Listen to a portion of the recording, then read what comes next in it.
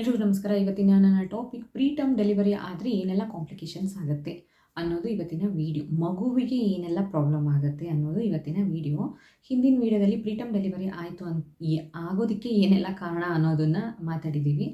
ಅಂದರೆ preterm delivery ಆಗಬಾರ್ದು ಅಂತ ಶತಪ್ರಯತ್ನ ಮಾಡ್ತಾರೆ ಡಾಕ್ಟರ್ಸ್. ಆದ್ರೂ ಕೆಲವೊಂದಿಷ್ಟು ಸಂದರ್ಭಗಳಲ್ಲಿ ವೈದ್ಯರ ಕೈ ಮೀರಿ ಈ ಥರ ಪ್ರೀಟರ್ಮ್ ಡೆಲಿವರಿ ಎಲ್ಲ ಆಗುತ್ತೆ. ಸೊ ಆ ಥರ ಪ್ರೀಟರ್ಮ್ ಡೆಲಿವರಿ ಆಯಿತು ಅಂತಂದರೆ ಮಗುವಿಗೆ ಏನೆಲ್ಲ ಪ್ರಾಬ್ಲಮ್ ಆಗಬಹುದು ಅನ್ನೋದು ಇವತ್ತಿನ ವೀಡಿಯೋ. ಯಾಕೆಂದರೆ ಪ್ರೀಟರ್ಮ್ ಬೇಬೀಸ್ನ ನೋಡಿದ್ದೀನಿ ICUನಲ್ಲಿ. ಎಷ್ಟು ಹಾರಿಬಲ್ ಇರುತ್ತೆ ಅಂತಂತಂದರೆ ಆ ಸಿಚುವೇಶನು. ಆ NICUನಲ್ಲಿ ಹೋಗಿ ತಮ್ಮ ಮಕ್ಕಳನ್ನ ನೋಡ್ಕೊಂಡು ಬರ್ತಾ ಇರ್ತಾರಲ್ಲ, ಅವ್ರ ಮನಸ್ಥಿತಿ ಏನಿರುತ್ತೆ ಅನ್ನೋದು ಅವ್ರಿಗೆ ಮಾತ್ರ ಗೊತ್ತಿರುತ್ತೆ. ಆಯಿತಾ? ಯಾರು ಏನೇ ಹೇಳಿದ್ರು ನನಗೆ ಅರ್ಥ ಆಗುತ್ತೆ ನಿನ್ನ ನೋವು ಅಂತಂತ ಹೇಳೋದು ಸುಲಭ. ಬಟ್ ಯಾರಿಗೂ ಅವ್ರವ್ರ ನೋವು ಅವ್ರವ್ರಿಗೆ ದೊಡ್ಡದು. ಆಯಿತಾ? ಅಲ್ಲಿ ಹೋಗಿ ನೋಡಿದವಾಗಲೇ ಅವ್ರ ಪರಿಸ್ಥಿತಿ ಅವ್ರಿಗೆ ಗೊತ್ತಾಗೋದು. ಆಯಿತಾ? ಸೊ ಯಾರು ಯಾರ ನೋವನ್ನು ಅರ್ಥ ಮಾಡ್ಕೊಳ್ಳೋಕ್ಕೆ ಸಾಧ್ಯ ಇಲ್ಲ, ಇಷ್ಟು ಮಾತ್ರ ಪಕ್ಕ. ಓಕೆ, ಸೊ ಪ್ರೀಟರ್ಮ್ ಡೆಲಿವರಿ ಆದರೆ ಏನೆಲ್ಲ ಕಾಂಪ್ಲಿಕೇಶನ್ಸ್ ಆಗಬಹುದು ಅಂತ ಇವತ್ತಿನ ವಿಡಿಯೋನಲ್ಲಿ ಮಾತಾಡೋಣ. ಯೂಶ್ವಲಿ ಏನಂತಂದರೆ ಎಲ್ಲ ಪ್ರೀಮೇಚರ್ ಮಕ್ಕಳಿಗೆ ನಾನು ಹೇಳೋ ಎಲ್ಲ ಪ್ರಾಬ್ಲಮ್ಸು ಆಗುತ್ತೆ ಅಂತಲ್ಲ, but almost all preemies may have the risk of getting these problems ಅಂತ ಅಷ್ಟೇ. ಆಯಿತಾ? ಸೊ ಒಂದೊಂದಾಗಿ ನೋಡ್ಕೊತಾ ಹೋಗೋಣ. ಅದರಲ್ಲೂ ಏನಂದರೆ 2 ಡಿವಿಷನ್ ಮಾಡಿದ್ದೀನಿ. ಒಂದು ಶಾರ್ಟ್ ಟರ್ಮ್ ಪ್ರಾಬ್ಲಮ್ಸ್ ಏನೆಲ್ಲ ಆಗಬಹುದು, ಒಂದು ಲಾಂಗ್ ಟರ್ಮ್ ಪ್ರಾಬ್ಲಮ್ಸ್ ಏನೆಲ್ಲ ಆಗಬಹುದು ಅಂತ. ಓಕೆ, ಮತ್ತೆ ಆಗ್ತಾಳೆ ನೋಡೋಣ ಬನ್ನಿ. ಫಸ್ಟು ಶಾರ್ಟ್ ಟರ್ಮ್ ಪ್ರಾಬ್ಲಮ್ಸ್ ಬಗ್ಗೆ ಮಾತಾಡೋಣ. ಅದರಲ್ಲಿ ಫಸ್ಟ್ ಥಿಂಗು ಬ್ರೀದಿಂಗ್ ಪ್ರಾಬ್ಲಮ್ಸ್. ಅಂದರೆ ಪ್ರೀಟರ್ಮ್ ಬೇಬೀಸಿಗೆ ಏನು ಅಂತಂತಂದರೆ ಬ್ರೀದಿಂಗ್ ಪ್ರಾಬ್ಲಮ್ಸ್ ಆಗುವಂತಹ ಚಾನ್ಸಸ್ಸು ತುಂಬ ಜಾಸ್ತಿ ಇರುತ್ತೆ. Again it depends on which week delivery ಆಗಿದೆ ಅನ್ನೋದ್ರ ಮೇಲೆ. ಆಯಿತಾ? ಸೊ ಅದರಲ್ಲೂ ಪ್ರೀಟರ್ಮಲ್ಲೂ ಎಷ್ಟು ವೆರೈಟಿ ಇದೆ ಅನ್ನೋದ್ರ ಬಗ್ಗೆ ಎಲ್ಲ ಹಿಂದಿನ ವೀಡಿಯೋನಲ್ಲಿ ಹೇಳಿದ್ದೀನಿ. ಅದನ್ನು ನೋಡಿದ್ರೆ ಗೊತ್ತಾಗುತ್ತೆ ನಿಮಗೆ. ಸೊ ಯಾವಾಗ preterm is extremely preterm baby, ಆವಾಗ ಬ್ರೀದಿಂಗ್ ಪ್ರಾಬ್ಲಮ್ಸು ತುಂಬ ಆಗುತ್ತೆ. ಏನು ಅಂತಂದರೆ ಯೂಶ್ವಲ್ ಆಗಿ ಸೆಕ್ಷನ್ ಯಾರಿಗೆಲ್ಲ ಮಾಡ್ತಾರೆ ಅಂಥವ್ರಿಗೆಲ್ಲರಿಗೂ ಬ್ರೀದಿಂಗ್ ಪ್ರಾಬ್ಲಮ್ ಆಗುವಂತಹ ಚಾನ್ಸಸ್ ಜಾಸ್ತಿ ಇರುತ್ತೆ. ಅಂದರೆ ಕಂಪ್ಲೀಟ್ ಫುಲ್ ಟರ್ಮ್ವರೆಗೂ ಮಗುನ ಯಾರು ಹೊಟ್ಟೆನಲ್ಲಿ ಬಿಡೋದೇ ಇಲ್ಲ. ಸೊ ಸೆಕ್ಷನ್ ಮಾಡ್ತಿದ್ದಾರೆ ಅಂತಂದರೆ unless and until it's a planned section there will be no problem. ಅಂದರೆ ಈಗ ಇವತ್ತಿನ ದಿವಸ ನಾವು ಸೆಕ್ಷನ್ ಶೆಡ್ಯೂಲ್ ಮಾಡಿದ್ದೀವಿ ಅಂತಂದರೆ prior to this day 3 days prior ಏನು ಮಾಡ್ತಾರೆ, ನಮಗೆ ಲಂಗ್ಸ್ ಡೆವಲಪ್ಮೆಂಟಿಗೆ ಅಂತ ಹೇಳಿ ಸ್ಟೆರಾಯ್ಡ್ಸ್ ಕೊಟ್ಬಿಡ್ತಾರೆ ಮಗುವಿನ ಲಂಗ್ಸ್ ಡೆವಲಪ್ಪಿಗೆ ಅಂತ. ಸೊ ಆವಾಗ ಏನಾಗುತ್ತೆ, 3 daysಲ್ಲಿ ಚೆನ್ನಾಗಿ ಬೆಳ್ಕೊಳ್ಳುತ್ತೆ. ಸೊ ಡೆಲಿವರಿ ಆದಮೇಲೆ ಮಗುವಿಗೆ ರೆಸ್ಪಿರೇಷನ್ ಪ್ರಾಬ್ಲಮ್ಸು ಆಗೋದಿಲ್ಲ ಯೂಶ್ವಲ್ ಆಗಿ. ಬಟ್ ಯಾವಾಗ ಇದು ಅನ್ಪ್ಲ್ಯಾಂಡ್ ಆ್ಯಂಡ್ ಎಮರ್ಜೆನ್ಸಿ ಡೆಲಿವರಿ ಆಗುತ್ತೆ, ಎಮರ್ಜೆನ್ಸಿ ಡೆಲಿವರಿ ಆದವಾಗ ಏನು ಪ್ರೀಟರ್ಮ್ ಬೇಬೀಸ್ ಹುಟ್ಟುತ್ತಲ್ಲ ಅಂಥ ಮಕ್ಕಳಿಗೆ ಬ್ರೀದಿಂಗ್ ಪ್ರಾಬ್ಲಮ್ಸ್ ಆಗುವಂತಹ ಸಾಧ್ಯತೆಗಳು ತುಂಬ ಜಾಸ್ತಿ ಇರುತ್ತೆ. Next heart problems. ಹಾರ್ಟ್ ಪ್ರಾಬ್ಲಮ್ಸಲ್ಲಿ ಹೇಳಬೇಕಂದ್ರೆ ಅಬ್ನಾರ್ಮಲ್ ಬ್ಲಡ್ ಫ್ಲೋ ಇನ್ ಹಾರ್ಟ್ ಅಂತಂತ ಹೇಳ್ಬೋದು. ಅಂದರೆ ಫುಲ್ ಕಂಪ್ಲೀಟಾಗಿ ಇನ್ನೂ ಡೆವಲಪ್ ಆಗಿರಲ್ಲ ಅಲ್ಲ ಮಗು. ಸೊ ಹಾಗಾಗಿ ಎಲ್ಲ ಬಾಡಿ ಪಾರ್ಟ್ಸೂ ಇನ್ನೂ ಇಮ್ಮೇಚರ್ ಇರುತ್ತೆ. ಆಯಿತಾ? ಅಂದರೆ ಇನ್ನೂ ಫುಲ್ ಡೆವಲಪ್ ಆಗಿರಲ್ಲ. ಸೊ ಹಾಗಾಗಿ ಬ್ಲಡ್ ಫ್ಲೋ ಎಲ್ಲ ಡಿಸ್ಟರ್ಬ್ ಆಗ್ಬೋದು. ಸಪೋಸ್ ಏನಾದರೂ ಬ್ಲಡ್ ಫ್ಲೋ ಡಿಸ್ಟರ್ಬ್ ಆಯಿತು ಅಂತಂತಂದರೆ ಮಗುವಿನ ಪ್ರಾಣಕ್ಕೂ ಕೂಡ ತೊಂದರೆ ಆಗುತ್ತೆ. ನೆಕ್ಸ್ಟು ಏನಂತಂದರೆ ಬ್ರೈನ್ ಪ್ರಾಬ್ಲಮ್ಸ್. ಪ್ರಾಬ್ಲಮ್ ಅಂತಂತಂದರೆ ಬ್ಲೀಡಿಂಗ್ ಇನ್ ಬ್ರೈನ್. ಅಂದರೆ ಆಲ್ ಆಫ್ ಅ ಸಡನ್ ಮಗುವಿನ ಬ್ರೈನಲ್ಲಿ ಬ್ಲೀಡಿಂಗ್ ಆಗೋದಕ್ಕೆ ಸ್ಟಾರ್ಟ್ ಆಗುತ್ತೆ. ಈ ಬ್ಲೀಡಿಂಗ್ ಸ್ಟಾಪ್ ಮಾಡೋಕ್ಕೆ ಆಗಲಿಲ್ಲ ಅಂತಂದರೆ ತುಂಬ ಪ್ರೀಮೇಚರ್ ಅಂತಂದರೆ ಮಕ್ಕಳು ಹೆಂಗಿರುತ್ತೆ, ಹುಟ್ಟಿದ ಮಕ್ಕಳೇ ಅಷ್ಟಿಷ್ಟೇ ಇರ್ತವೆ. ಇನ್ನು ಪ್ರೀಮೇಚರ್ ಮಕ್ಕಳಂತೂ ಇನ್ನೂ ತುಂಬ ಇಷ್ಟಿಷ್ಟೇ ಇರ್ತವೆ. ಅಂಥ ಮಕ್ಕಳಿಗೆ ಆಪ್ರೇಷನ್ ಅನ್ನೋದು ಹಾರಿಬಲ್ ಇದು. ಆಯಿತಾ? ಸೊ ಅದು ಸಪೋಸ್ ಅದನ್ನೇನಾದರೂ ಸಾರ್ಟ್ ಔಟ್ ಮಾಡೋದಕ್ಕೆ ಆಗಲಿಲ್ಲ ಅಂತಂದರೆ ಪರ್ಮನೆಂಟ್ ಇಂಜುರಿ ಆಗೋಗುತ್ತೆ. ಬ್ರೈನ್ಗೆ ಪರ್ಮನೆಂಟ್ ಇಂಜುರಿ ಆಗುತ್ತೆ. ಬ್ರೈನ್ಗೆ ಒಂದು ಸ್ವಲ್ಪ ಇಂಜುರಿ ಆಯಿತು ಅಂತಂದರೆ ನಮ್ಮ ಫುಲ್ ಬಾಡಿ ಫಂಕ್ಷನಿಂಗ್ ಎಲ್ಲ ಅಲ್ಟರ್ ಆಗೋಗುತ್ತೆ. ಆಯಿತಾ? ಯಾವ ಭಾಗಕ್ಕೆ ಪೆಟ್ಟು ಬಿದ್ದು ಯಾವ ಭಾಗ ಇಂಜುರಿ ಆಗಿರುತ್ತೆ ಆ ಭಾಗ ಕಂಟ್ರೋಲ್ ಮಾಡ್ತಾ ಇರುವಂತಹ ಅಂಗ ಅಷ್ಟೇ, ಏನು ಮಾಡೋದಕ್ಕಾಗೋದಿಲ್ಲ. ಆಯಿತಾ? ಸೊ ಬ್ರೈನ್ ಆಬ್ವಿಯಸ್ಲಿ ಎಲ್ಲರಿಗೂ ಗೊತ್ತಿರೋ ಅಂಥದ್ದೇ ತುಂಬ ಮುಖ್ಯವಾದಂತಹ ಅಂಗ. ಸೊ ಬ್ಲೀಡಿಂಗ್ ಏನಾದರೂ ಆಯಿತು ಬ್ರೈನಲ್ಲಿ, ಹೆಮರೇಜ್ ಅಂತ ಕರೀತಾರೆ, ಆ ಥರ ಏನಾದರೂ ಆಯಿತು ಅಂತಂತಂದರೆ ತುಂಬಾ ಕಷ್ಟ ಆಗುತ್ತೆ. ಟೆಂಪ್ರೇಚರ್ ಕಂಟ್ರೋಲಿಂಗ್ ಪ್ರಾಬ್ಲಮ್ಸ್ ಅಂತಂದರೆ ಮಗುವಿನ ಬಾಡಿ ಬೆಚ್ಚಗಿರಬೇಕಲ್ವಾ. ಸೊ ಇಮಿಡಿಯೇಟ್ಲಿ ಆಫ್ಟರ್ ಡೆಲಿವರಿ ಬಾಡಿದು ಟೆಂಪ್ರೇಚರ್ನ ಕಂಟ್ರೋಲ್ ಮಾಡಿ ಅದನ್ನು ಮೇಂಟೈನ್ ಮಾಡುವಂತಹ ಕೆಪಾಸಿಟಿ ಇರಲ್ಲ. ಹುಟ್ಟಿದವಾಗ ಮಕ್ಕಳಿಗೆ ಏನಾದ್ರು ಇಲ್ಲ ಅಂತಂದರೆ, ಪ್ರೀಮೀಸ್ಗೆ ಇಲ್ಲ ಅಂತಂದವಾಗ ಬಾಡಿ ಒಂದೇ ಸತಿಗೆ ತಣ್ಣಗಾಗೋದಕ್ಕೆ ಸ್ಟಾರ್ಟ್ ಆಗೋಗುತ್ತೆ ಆಯಿತಾ. ಈ ಥರ ತಣ್ಣಗಾಗೋದಕ್ಕೆ ಸ್ಟಾರ್ಟ್ ಆಯಿತು ಅಂತಂತಂದರೆ ಬ್ರೀದಿಂಗ್ ಪ್ರಾಬ್ಲಮ್ ಕೂಡ ಬರುತ್ತೆ. ಬ್ರೀದಿಂಗ್ ಪ್ರಾಬ್ಲಮ್ ಜೊತೆಗೆ ಲೋ ಶುಗರ್ ಕೂಡ ಆಗುತ್ತೆ ಆಯಿತಾ. ಸೊ ಇದೆಲ್ಲ ಕಂಟ್ರೋಲಿಂಗ್, ಬಾಡಿ ಕಂಟ್ರೋಲ್ ಮಾಡುವಂತಹ ಕೆಪಾಸಿಟಿ ಮಗುಗೆ ಇಲ್ಲದೆ ಇರಬಹುದು. ಡೈಜೆಸ್ಟಿವ್ ಪ್ರಾಬ್ಲಮ್ ಏನಕ್ಕಾಗುತ್ತೆ ಅಂದರೆ, under developed digestive system, fully develop ಆಗಿರಲ್ಲ ಅಲ್ಲ. ಸೊ ಹಾಗಾಗಿ ಬೋವೆಲ್ ಮೂಮೆಂಟ್ಸ್ ಎಲ್ಲ ಸರಿಯಾಗಿ ಆಗೋದಿಲ್ಲ. ಸೊ ಬೋವೆಲ್ ಮೂಮೆಂಟ್ಸ್ ಟೈಮಲ್ಲಿ ಆ ಏರಿಯಾದಲ್ಲಿರುವಂತಹ, ಆ ಪೋರ್ಷನ್ನಲ್ಲಿ ಇರೋವಂತಹ ಸೆಲ್ಸ್ ಎಲ್ಲ ಡ್ಯಾಮೇಜ್ ಆಗಬಹುದು. ನೆಕ್ಸ್ಟು ಬ್ಲಡ್ ಪ್ರಾಬ್ಲಮ್ ಅನ್ನಲ್ಲಿ ಅನಿಮಿಯಾ ಆಗಿರ್ಬೋದು, ಜಾಂಡಿಸ್ ಆಗಿರಬಹುದು, ಅಥವಾ ಬ್ಲಡ್ ಇನ್ಫೆಕ್ಷನ್ ಆಗಿರಬಹುದು. ಇಷ್ಟು ಪ್ರೀಮಿಸ್ಗೆ ಇದೊಂದು ಮೇನ್ ಏನಂತಂತಂದರೆ, ಇನ್ಫೆಕ್ಷನ್ನ ಕ್ಯಾಚ್ ಮಾಡುವಂತಹ ಸಾಧ್ಯತೆ ಜಾಸ್ತಿ ಇರುತ್ತೆ ಮಕ್ಕಳಿಗೆ ಆಯಿತಾ. ಯೂಶ್ವಲಾಗಿ ಎಲ್ಲ ಮಕ್ಕಳಿಗೂ ಇನ್ಫೆಕ್ಷನ್ ತುಂಬ ಬೇಗ ಕ್ಯಾಚ್ ಮಾಡ್ತಾರೆ. ಯಾಕೆ ಅಂತಂತಂದರೆ ಇಮ್ಯೂನ್ ಸಿಸ್ಟಮು ತುಂಬ ಸ್ಟ್ರಾಂಗ್ ಇರಲ್ಲ ಆಯಿತಾ. ನಾರ್ಮಲ್ಲಾಗಿ ಫುಲ್ ಟರ್ಮ್ ಮಕ್ಕಳಿಗೂ ಕೂಡ ಇಮ್ಯುನಿಟಿ ಕಮ್ಮಿ ಇರುತ್ತೆ ಅಂತಲೇ ಎಲ್ಲರೂ ಹೇಳ್ತಾರೆ, ಅದು ಎಲ್ಲರಿಗೂ ಗೊತ್ತಿರೋದೆ. ಸೊ ಪ್ರೀಮೀಸ್ಗೆ ಏನಾಗುತ್ತೆ, ಇದ್ದಿದ್ದು ಕಮ್ಮಿ ಇರುತ್ತೆ, ಇಮ್ಯೂನ್ ಸಿಸ್ಟಮ್ಮು ತುಂಬ ವೀಕ್ ಇರುತ್ತೆ.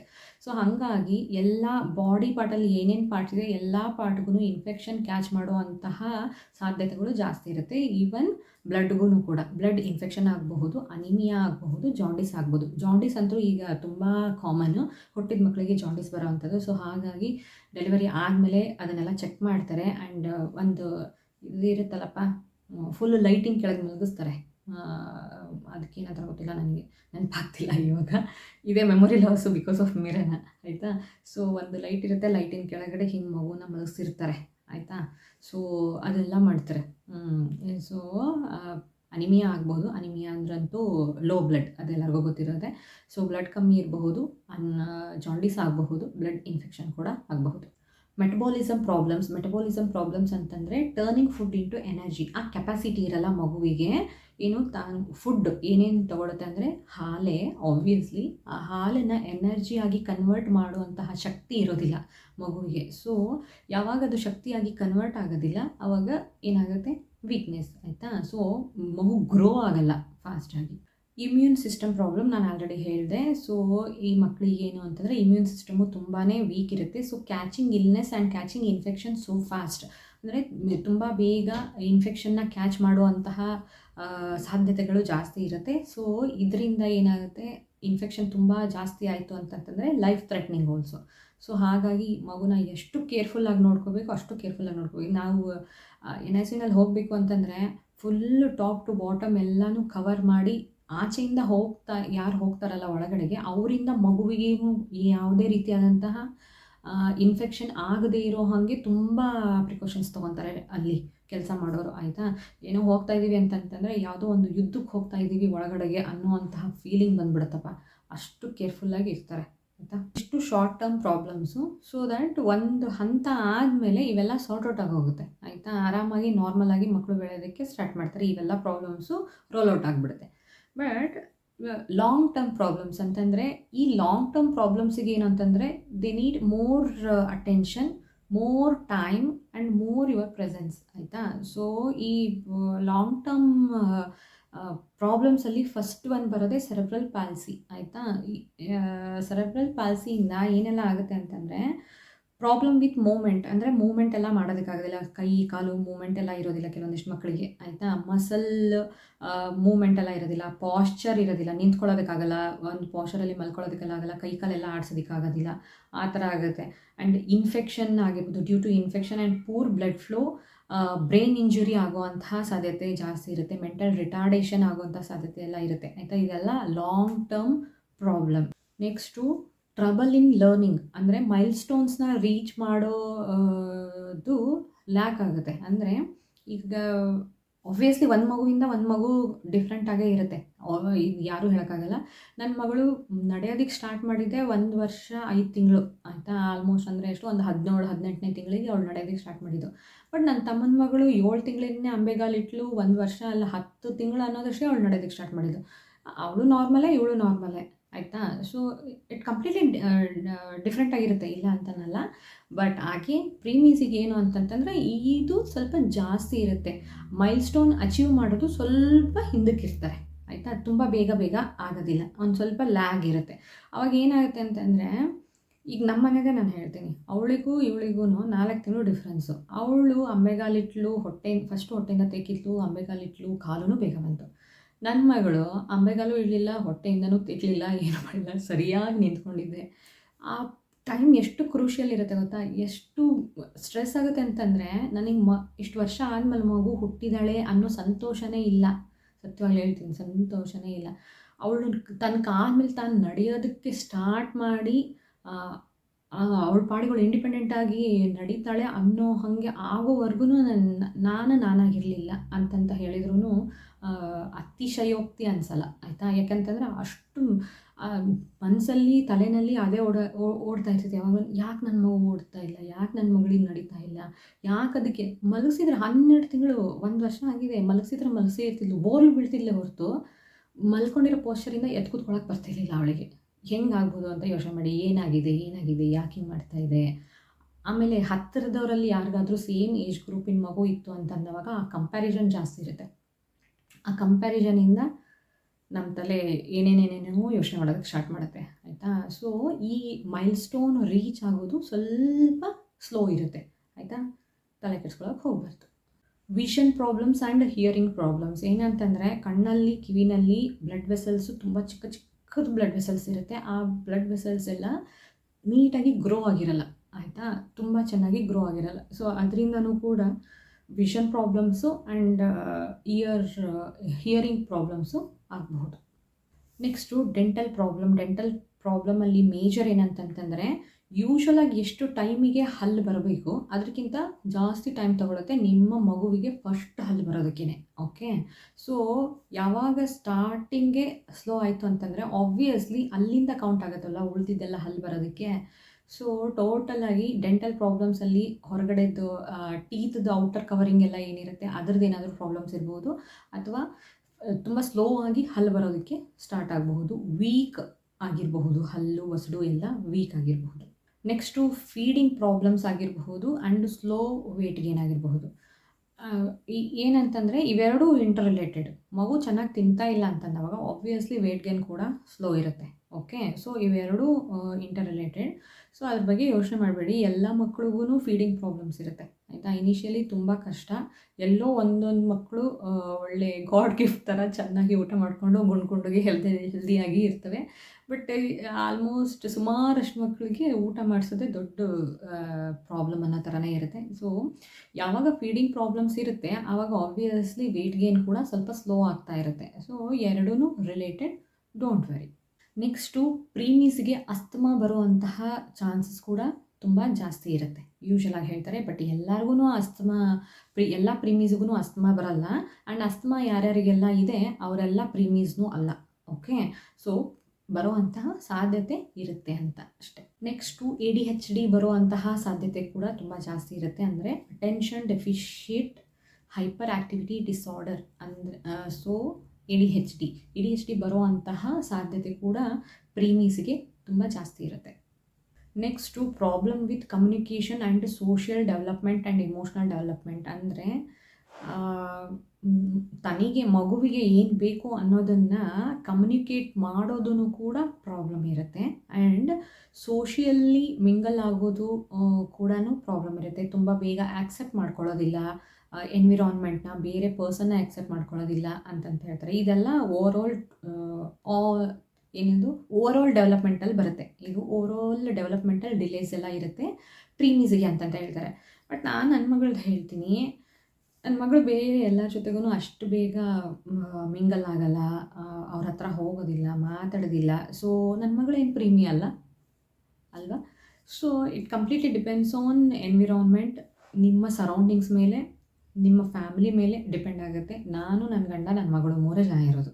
So she is very happy with ಅಷ್ಟೇ.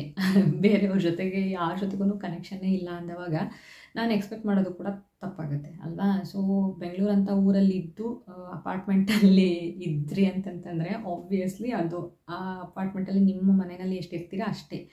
ಸೊ ಆ ಥರ ಹಳ್ಳಿ ಕಡೆಗೆ ಊರ ಕಡೆಗೆ ಇರುವಂತಹ ಏನಂತಾರೆ ಅದಕ್ಕೆ ಫ್ರೀನೆಸ್ ಇರೋದಿಲ್ಲ ಸಿಟಿನಲ್ಲಿ. ಅದೇ ಮಗುನ ನೀವು ಹಳ್ಳಿನಲ್ಲಿ ಬಿಟ್ರಿ ಅಂತಂತಂದರೆ ಫುಲ್ ಫ್ರೀಯಾಗಿ ಅವ್ರ ಮನೆಗೆ ಹೋಗಿ ಇವ್ರ ಮನೆಗೆ ಹೋಗಿ ಎಲ್ಲಿ ಬೇಕಾದರೂ ಓಡಾಡು, ಆರಾಮಾಗಿ ಅವ್ರ ಮನೆಯಲ್ಲೇ ಊಟ ಮಾಡ್ಕೊಂಡು ಬೇರೆಯವ್ರ ಮನೆಯಲ್ಲೇ ಮಲ್ಕೊಂಡು ಆಮೇಲೆ ಸಂಜೆ ಮನೆ ಬರ್ತವೆ ಆಯಿತಾ. ನನ್ನ ತಮ್ಮನ ಮಗಳದ್ದೇ ನಾನು ಎಕ್ಸಾಂಪಲ್ ತೊಗೊಳ್ಳೋದು ಆಯಿತಾ. It completely depends on environment. But usual ಆಗಿ ಪ್ರೀ-ಮ್ಯೂಸಿಕ್ಗೆ ಸೋಷಿಯಲ್ ಡೆವಲಪ್ಮೆಂಟ್ ಎಲ್ಲ ಕಮ್ಯುನಿಕೇಷನ್ ಡೆವಲಪ್ಮೆಂಟ್ಸ್ ಎಲ್ಲ ಸ್ವಲ್ಪ ಸ್ಲೋ ಆಗುತ್ತೆ ಅಂತ ಹೇಳ್ತಾರೆ. ಪ್ರೀ-ಮ್ಯೂಸ್ಗೆ ಇನ್ನೊಂದು ಏನು ಮೇಜರ್ ಅಂತಂತಂದರೆ over A period of time ಅವರು ದೊಡ್ಡವರಾಗಿ ಅಡಲ್ಟ್ಹುಡ್ಡಿಗೆ ಬಂದ ಆದಮೇಲೂ ಹಾರ್ಟ್ ಡಿಸೀಸ್ ಆಗಿರಬಹುದು, ಬಿ ಪಿ ಆಗಿರ್ಬೋದು, ಶುಗರ್ ಆಗಿರಬಹುದು ಬರೋವಂತಹ ಸಾಧ್ಯತೆಗಳು ಜಾಸ್ತಿ ಅಂತ ಹೇಳ್ತಾರೆ. ಈಗ ಯಾರಿಗಿಲ್ಲ? ಆಲ್ಮೋಸ್ಟ್ ಯಾರನ್ನು ಕೇಳಿ ಹಿಂಗೆ ಶುಗರ್ ಯಾರಿಗಿದೆ ಅಂತಂತ ಕೇಳಿದರೆ ಯಾರಾನ ಕೈ ಎತ್ತಾರಮ್ಮ. ಹೋಗ್ತಾ ಇರೋ 10 ಜನದಲ್ಲಿ ಕೇಳಿದ್ರಿ ಅಂತಂದರೆ ಒಂದು 4 ಜನನಾದರೂ ಕೈ ಎತ್ತಿರ್ತಾರೆ. So it's more common nowadays. But ಪ್ರೀ-ಮ್ಯೂಸಿಕ್ಗೆ ತುಂಬ ಬೇಗ ಬರೋವಂತಹ ಸಾಧ್ಯತೆ ಇರುತ್ತೆ ಅಂತಂತ ಹೇಳ್ತಾರೆ. ನಾನು ತುಂಬ ಹತ್ತಿರದಿಂದ ನೋಡಿರೋ ಅಂತಹ ಮಗು ಏನು 28 ವಾರಕ್ಕೆ ಹುಟ್ಟಿರೋ ಮಗು 2 ತಿಂಗಳು ಪೂರ್ತಿ ಕಂಪ್ಲೀಟಾಗಿ ಮಗುನ ICUನಲ್ಲಿ ಇಟ್ಟೆ ಸಾಕಿದ್ದು. ಆ ಮಗು ತುಂಬ ಸೂಪರಾಗಿದೆ. ಕಣ್ಣಿಂದ ಮಾತ್ರ ಒಂದು ಸ್ವಲ್ಪ ವಿಷನ್ ಪ್ರಾಬ್ಲಮ್ ಇದೆ ಅಂತಂತ ಹೇಳಿ ಸ್ಪೆಕ್ಟ್ ಹಾಕ್ಕೊಂಡಿರುತ್ತೆ. ಬಿಟ್ಟರೆ ಓವರ್ ಆಲ್ ವೆರಿ ಆ್ಯಕ್ಟಿವ್, ತುಂಬ ಹೈಪರ್ ಆ್ಯಕ್ಟಿವ್, ಓವರ್ ಆ್ಯಕ್ಟಿವ್ ಅಂತ ಎಲ್ಲ ಹೇಳಲ್ಲ, ತುಂಬ ಆ್ಯಕ್ಟಿವ್ ಮಗು, ತುಂಬ ಆ್ಯಕ್ಟಿವು ಆ್ಯಂಡ್ ತುಂಬ ಕಾನ್ಫಿಡೆಂಟ್ ಆಗಿದೆ. ಅಷ್ಟು ಜನರ ಮಧ್ಯೆ ಹಾಡ್ತಾ ಇದ್ದಾಳೆ ಅಂತಂತಂದರೆ ಚಿಕ್ಕದು, ಇನ್ನು ಎಷ್ಟು ಒಂದು 2 ವರ್ಷ ಇರಬೇಕು ಅಷ್ಟೇ. ಆ ಏಜಲ್ಲೇ ಆಮೇಲೆ ಅವಳಿಗೆ ಹುಷಾರು ಕೂಡ ಇರಲಿಲ್ಲ. ಅಂದ್ರೂ ಅಮ್ಮನ ತೊಡೆ ಮೇಲೆ ಕೂತ್ಕೊಂಡು ಮೈಕ್ ಇಟ್ಕೊಂಡು ಹಾಡು ಹೇಳ್ತು ಆಯಿತಾ. It's completely depends on individual ಆಯಿತಾ. ಅದೊಂದು ಸೈಟದೊಂದು ಪ್ರಾಬ್ಲಮ್ ಬಿಟ್ಟರೆ ಆ ಮಗುಗೆ ಏನೂ ಪ್ರಾಬ್ಲಮ್ ಇಲ್ಲ. She is very good and healthy also. So ಇದೆಲ್ಲ ನಾನು ಹೇಳಿರೋ ಅಷ್ಟು ಲಿಸ್ಟಲ್ಲಿರೋ ಎಲ್ಲ ಪ್ರಾಬ್ಲಮ್ಸ್ ಏನು ಬರೋ ಅಂತಹ ಸಾಧ್ಯತೆ ಇರುತ್ತೆ ಅಂತ ಅಷ್ಟೇ ಆಯಿತಾ. ಎಲ್ಲರಿಗೂ ಬರುತ್ತೆ ಅಂತ ಅಲ್ಲ. ಸೊ ಹಾಗಾಗಿನೇ ಡಾಕ್ಟರ್ಸ್ ಏನು ಮಾಡ್ತಾರೆ, ಪ್ರೀಮೇಚರ್ ಆಗದೇ ಇರೋ ಹಾಗೆ ಎಷ್ಟು ಸಾಧ್ಯನೋ ಅಷ್ಟು ಪ್ರೆಗ್ನೆನ್ಸಿನ ಪುಷ್ ಮಾಡೋದಕ್ಕೆ ನೋಡ್ತಾರೆ. ಪ್ರೊಜೆಸ್ಟ್ರಾನ್ ಟ್ಯಾಬ್ಲೆಟ್ಸ್ ಆಗಿರಬಹುದು, ಇಂಜೆಕ್ಷನ್ ಆಗಿರಬಹುದು ಕೊಡ್ತಾರೆ. ಓಕೆ. ಸೊ ಈ ಪ್ರೀಮೇಚರ್ ಬಗ್ಗೆ ಬೇಬಿ ಬಗ್ಗೆ ಮತ್ತೇನಾದರೂ ಡೌಟ್ ಇತ್ತು ಅಂತಂತಂದರೆ ಕಮೆಂಟ್ ಬಾಕ್ಸಲ್ಲಿ ತಿಳಿಸಿ, ಉತ್ತರ ಕೊಡೋದಕ್ಕೆ ಖಂಡಿತವಾಗ್ಲೂ ಟ್ರೈ ಮಾಡ್ತೀನಿ. ಆ್ಯಂಡ್ ಈ ವಿಡಿಯೋ ನಿಮಗೆ ಇನ್ಫಾರ್ಮೇಟಿವ್ ಅಂತ ಅನ್ನಿಸ್ತು ಅಂತಂತಂದರೆ ಲೈಕ್ ಮಾಡಿ, ಕಮೆಂಟ್ ಮಾಡಿ, ಶೇರ್ ಮಾಡಿ ಆ್ಯಂಡ್ ನನ್ನ ಚಾನಲ್ನ ಸಬ್ಸ್ಕ್ರೈಬ್ ಕೂಡ ಮಾಡಿ. ಧನ್ಯವಾದ.